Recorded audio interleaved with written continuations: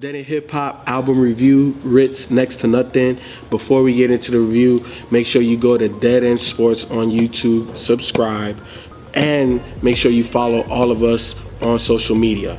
Myself, FIFO247, KB Inge, BZ430, and our host 12 Kyle. Also make sure you check out our Blog Talk radio show every Tuesday night, 9 p.m. to 11 p.m. Eastern Standard Time. So whatever we don't get to on our YouTube channel, you could call in and talk to us. And you know how we do. We're them guys. So just subscribe and follow us. Back to the Rittz album, Next to Nothing. This is the second project of Rittz that we review, and I went back and I listened to Life and Times of Johnny Valiant, and I remember in the review saying that I liked it, but I wasn't in love with it. And when I listened to it again, I was like, this is why I love Next to Nothing compared to Life and Times of Johnny Valiant. On this, right off of the intro into the first song, Explode, perfect name for it, because it kind of just explodes onto your headphones, your car speakers, or whatever. And that's the thing that I really noticed on this was the production. The production makes this loud, and it just kind of smacks you in your face. When you are a double time rapper like Rittz, like Twista, like Busta, you have to harmonize, and you're gonna be on some softer type of beats where, you know, it's kind of almost like an R&B flavor, and I felt like that's what he primarily did with the last album. But with this, the production, it didn't allow for too much of that. And the thing I love about Rittz, and I like the fact that he addressed it in the album, is he is a double time rapper, and he's just not rapping just for the sake of rapping. He has a lot of content and substance behind what he's rapping. So yeah, he's going fast, yeah, he's going double time, but if you listen and pay attention to him, because you can, even though sometimes it is a little quick, he's just giving you himself. And I remember a long time ago I said that I am partial to Southern music, and this is the reason why. Because of guys like Rittz, because of guys like Big Crit, because of people like Outkast, because I always feel like I can relate more so to them. You know, like I grew up in the South, so you know, the whole drinking, the club thing, you know, going through messed up situations at home, women, all of that. And Rittz gives you that, you know, and it's not, his story hasn't changed from the last album to this album, but the energy definitely changed, the production definitely changed, and I felt like the production matched his energy, and that's that was a primary thing that I love. One of my standout tracks for this was Basket Case. Again, like I was saying about just being a double time rapper, he addressed it in that. Also, White Rapper,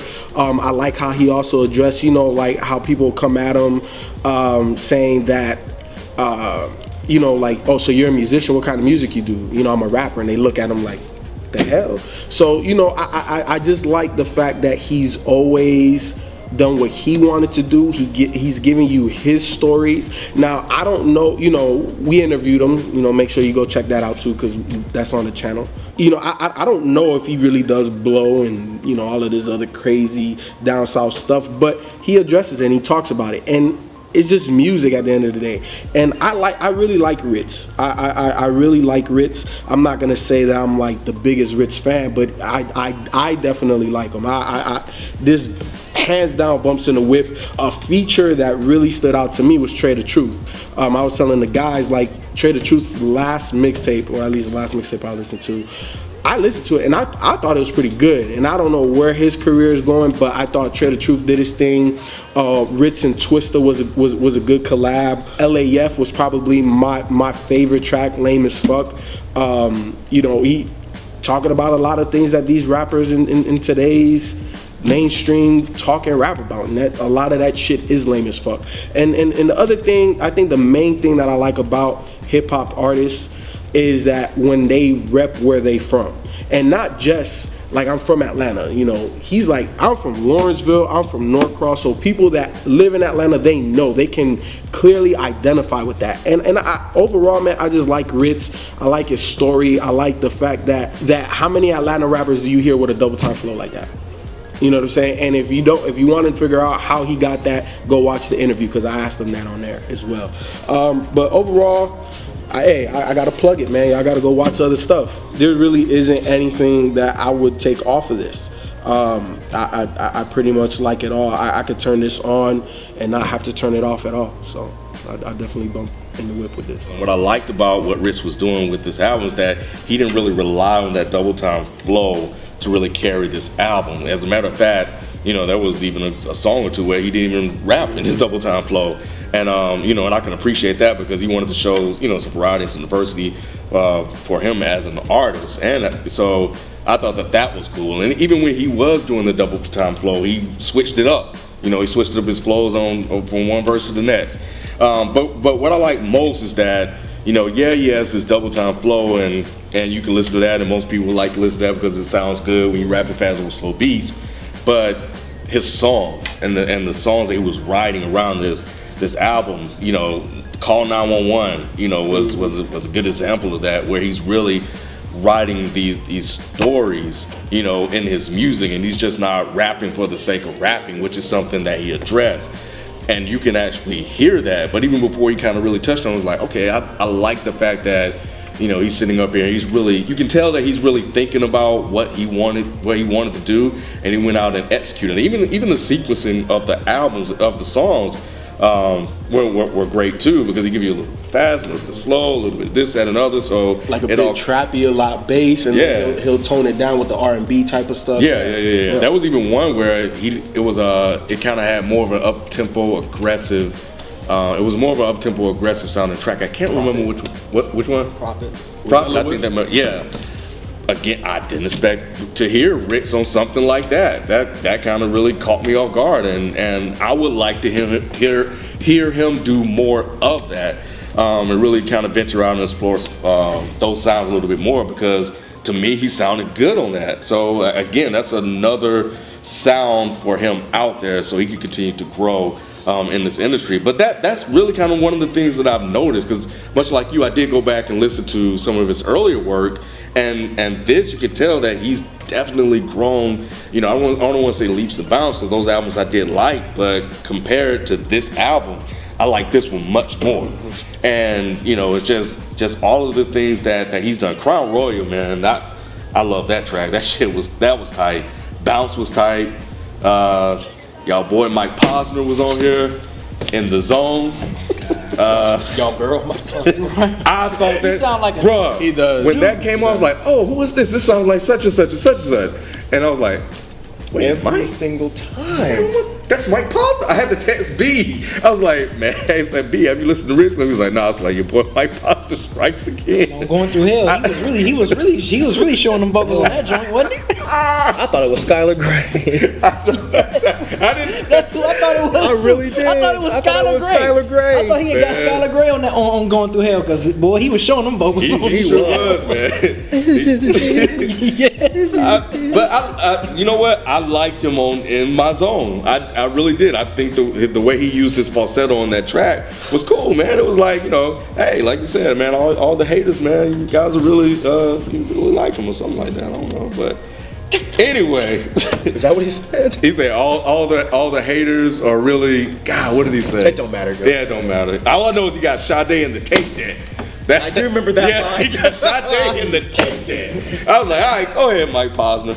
But anyway, but yeah, man, overall, man, I like this album, man. And I think this was, even though I liked him as an artist and I liked the songs he was putting out, I think when I was listening to this and it was going from track to track, I was like, you know what? I like Rittz, man. I really like him, man. And this album really did it, because, you know, it's really a nice, well-rounded, polished album. So, salute, man. Salute. This was a cool project. I almost felt like when we reviewed Logic's second mixtape, I forgot what the name of it was. It was kind of like one of those. I heard it before. This seemed like this is like part 2 of his previous album that we reviewed. It's like because I felt like he was personal. He was dark on this one. Talking about turn up the bottle and blow. He was personal on the first one. And I haven't listened to the first one in a minute, so I should have listened to the first one first. But it just seemed like this was just an extension of the last album. I mean, for me, I didn't really, it wasn't like, oh man, yeah, he's sounding so much better, or he's sounding this much more polished or anything. It was just like, And this is not a bad thing. It's good because Rittz is a good rapper. So I like the first album review of him. So it wasn't like, oh, he's he sound bad or horrible. It was just like, okay, I kind of like, I kind of like her. Thoroughly disagree with you. Yeah, I'm like, thoroughly. I kind of heard this. Yeah, I'm like, thoroughly. yeah, I was just like, yeah, this was good, but it wasn't nothing. I was like, oh man, it's an improvement. I didn't really hear an improvement. It was like an extension of the first. It was Life in Times. Though, B, because it was Lifetime's Part 2. When you listen to that first one, like the whole production mood is somber. The whole production mood. I think it was, but I haven't listened to it in a minute though. I haven't listened to it in a minute. Yeah, you need to go back. You need to go back. I haven't listened to it in a minute, but I don't know. I just felt like this was an extension of the first one. The first track on this was completely different from anything on the last album. Completely different. I actually laugh better. I like that one. I actually like that one better. That was completely different from anything on the last album. I don't know. It didn't sound like it to me, man. It sounded like the last. It was Life and Times Part 2. It was the extension of that. I don't know about that. Yeah. Nah, B. Are you sure you downloaded? I've been trying to be quiet. I don't know. Nah, B. Dude, I'm trying to like just FIFA run with it, but it was just as I was the whole time. Every time I listened to it, I'm like, I don't know. It just wasn't nothing. Just really. He didn't have nothing like Explode on that first one. He didn't have nothing like Laugh. He didn't have nothing like Call 911, Basket Case, Profit, Wish You Would. Like, yo, I don't know, B. You need to go back, B. Listen to that first one, but listening to this one, I was just like, okay, this sounds familiar. I mean, it was just like, okay, this is. Just like I said, the story didn't change much. Like, he's still being honest and introspective. Yeah, of course. But the production, nah, B, you. I don't know, man. Cool. I was just like, man, this is. But this was a solid project. Like I said, Rittz is a good rapper. I mean, he's a good MC. I love the double time that he does. I love the Yellow Wolf feature, the Twista joint. I thought that was real smooth. I think my only thing, I just didn't like the mic. What was the feature? You hate. I'm not hating, man. I'm not hating. Mm-hmm. And the white rapper, I thought that was a really great track. How he, talking about his roots growing up in hip hop, what he listened to, and how everybody looked at him different just because he was a white rapper and they discredited him. I love that message. I love that song too. It was tracks in there that I liked. I didn't feel like how y'all two felt, or maybe how you felt. I didn't even say shit yet. No, I'm just saying, but the way you reacting to them, it's like, I don't know, be like. I didn't say nothing. No, I'm just saying, just from your reaction, I don't know, but I don't feel the way that them two feel about this album. It's a solid project, yes. I'm not like ooh and ah and over it, but this is a good project overall. I'm not quite sure which one of these projects I liked more. I really enjoyed Life and Times for different reasons than I enjoyed this one. With this particular project, it seemed like he fit the production more than he did on the last project. With this one, it seemed like he blended with the beats damn near perfect. I think he almost outshined the beats at times, because a lot of times I listened to this, I was more paying attention to Rittz rapping than I was the beat. None of the beats were really like, oh shit, that beat was crazy, but there was a lot of times where I was like, oh shit, that line was crazy, that Rittz just spit. Like Ken said, I think what was really important to notice is he's separating himself from being just a double time rapper. There was one song, Going Through Hell, where he had that bounce beat, that bounce flow, where he wasn't doing double time. There's not a single song on this that I would take off. Like Ralph, LAF was definitely my favorite track, just because it was funny. I liked the way he did it, and the hook was just hilarious. They lame as fuck. Look at how they dress. They lame as fuck. It making me laugh. It was clever. It was really, really clever. Bounce, I liked their trade-off, Twista and Rittz. Living a Dream, I thought Trae the Truth was cool. He had me shaky a minute, because he sounded like he was off beat. When the verse came on, I was like, what's going on? He sounds so off beat. He fixed it towards the end, so maybe he did that on purpose, or maybe it's just me. Maybe I'm the only one that thought he was off beat. But I didn't mind his verse. I thought the way he laid it down was cool. It seemed like it should have been on a different beat. It almost seemed like he recorded it on a different beat and they just tried to make it fit that one. It was weird. But I like Trae the Truth. I like his flow. on tracks more than I really like his lyrics. His lyrics aren't bad. I just like the way he sounds on beats. His voice and his flow. I think his flow is fresh, but it was just on that particular track, it just seemed a little shaky at first. I was wondering if he was gonna try to do the double time flow. I don't think he really does that. He does. He Does he do did, that? He and does. then he stopped Yeah, like he slowed halfway it down. through, and then he picked it back up again. Yeah, but yeah, that was the thing that I picked up that I thought was fun. I was like, oh, go ahead, Trae. Then he stopped. I was like, oh, okay, well, okay. Does he do that on his own projects? I don't know. I don't know. Maybe it's just not that fast, so I just don't pay attention to it. It's like a lot of the music that people typically hear. You don't hear him go in like that. You know what I'm saying? Those southern boom shit type of beats. I don't really notice him doing double time. Or maybe it's like I said. Maybe it's just not. Maybe it doesn't sound as fast as when like Rittz or anyway. It doesn't really matter.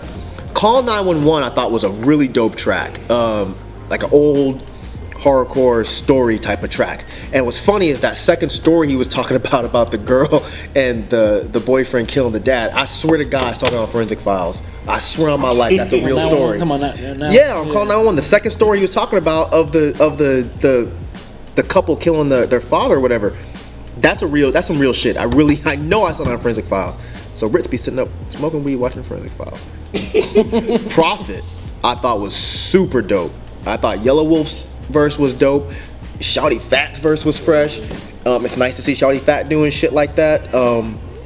But yeah, and White Rapper. Yeah, I'm glad you touched on that.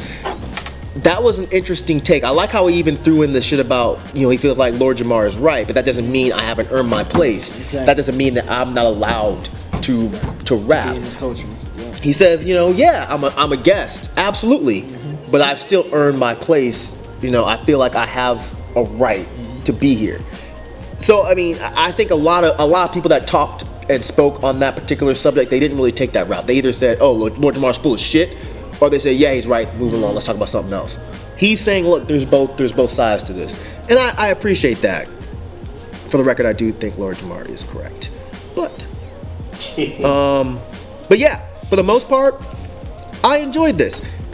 No shots at my man B, but I don't understand how you got that this was a part 2 to his first album. It's not even that this sounded better, it just sounded different. And it definitely sounded like he came to his own. Like, I've always liked Rittz, I like the way he spits, I like the songs he puts together, but I think for a while he was looked at as a one-trick pony. And even on Life and Times, although it wasn't that linear, there were still times where I walked away and said, it's dope, but I have to be in the mood for that type of rap. With this project, I didn't feel that way that much, because just like Ken said, on a one verse he might second verse he might do like I feel like he really paid attention to what he was doing more on this album, and the beats he picked, they just fit more. Like, this is definitely a ride around the street album and just vibe out. Like, you know what I'm saying? Like, you don't really gotta think about anything. I feel like the first album wasn't like that. Like, I feel like in the first album he jumped into it and he's like, I got something to prove and I'm gonna spit my ass off as much as possible. I'm gonna rap as fast as possible. I don't think he did that here. With this one, he's just like, I wanna put a dope ass Southern ride out album. I think he hit the nail on the head. He nailed it. He hit the nail on the head. I thought you did with the first one as well. I don't know. I don't know, dude. I don't know. I felt that way with the first one. I was like, he repped where he was from just as much on the first album as well as this album as I got. I don't know. I got It that just right doesn't around sound feeling like too. it doesn't I don't sound know. like the first one though, man. I might listen to it again though. It's been a minute since I listened to it, but I remember when I initially listened to the album when we reviewed it, I had that feeling. I'm like, yo, this dude is dope. Is this some good ride around Southern music? He repping Norcross. He's repping where he's from. I felt like I had that same feeling with this album. I don't know. That's just me. He's charismatic on the track. Like, he's funny, he can be serious, he can be take you through some dark times, he could take you through his positives and put it all together on a project. And a lot of time I feel like a lot of rappers struggle with all of those different aspects, and it's so easy for him to just put it all on one project and do it so well. The production, I think that from the first album to this album, that's the main difference. Like I said, Rittz didn't change much. Rittz is Rittz, but he did change up his flow. He definitely didn't give you double time the whole way through, but the production is what stood out compared to the first one. But I just feel like it just matched Rittz. It just really matched him. I felt like on the first one he kind of outdid a lot of those beats because it was just more somber and dark. This was dark, but the beats were loud a lot of the times. So I like this. This by far. I have White Jesus Revival. I have the part 2 to that. I'm a fan of Rittz, but this right here, this is by far his best. One from number 1 to number whatever it ends at, including the bonus. This is the best project that Rittz has put out. I definitely bang with this. I fuck with Slumerican. I fuck with all of their whole movement. They're just all dope. So if you want something that bumps in the whip and you want stories, because almost every single record on this is a story, go download it, go support it, go buy it. It's in Best Buys and iTunes. It's everywhere you can buy music. The southern sound of this album really kind of took me back to the sounds and the music that I was listening to, because you get that southern feel without it having to be that loud trap stuff that seems to dominate now. And that was what I appreciated from Rittz. And outside of him being a really dope artist, and in addition to that, he was able to kind of just really, and capture something for me that that kind of felt a little bit nostalgic, but still current and modern. The diversity in the beats, his flow, the subject matter, the sequencing of this album, all fit very well together. Rittz, you could tell, really took his time putting this project together, and it is a step up from the life and times of Johnny Valiant. It's not a part 2. I disagree with my peer B. It's not a part 2, but yeah, man, I really do enjoy this project. I think that if you guys like that, you guys should definitely go out and support and cop this. He's growing. He's not doing it and relying on the double time, as his only thing. And that was, I guess, another taking something else that I could take away from him, because I actually kind of had to really listen to Rittz now and listen to the things that he's saying and not just listen to him rap. And for me, that was a difference. So definitely go out, support it. If you like Rittz, you mess with Rittz, support him and pick this up. I really like this album, and that's it. Like I said, listen to the first one. I'm gonna have to listen to the first one again. The same exact reasons why FIFO love this one. I love it. I mean, I love the first one as well, and I think this is a solid project. That's about it. I mean, I'm gonna have to go back and revisit that first one again. Maybe I might have a different opinion. Maybe I might have the same. We'll see. But I thought this album was solid as well. So support it. I think Rittz put together with this one probably what he wanted to with Life and Times. That's me guessing. I don't know him personally. I really enjoyed this project. I think he did a great job. The songs are really well put together.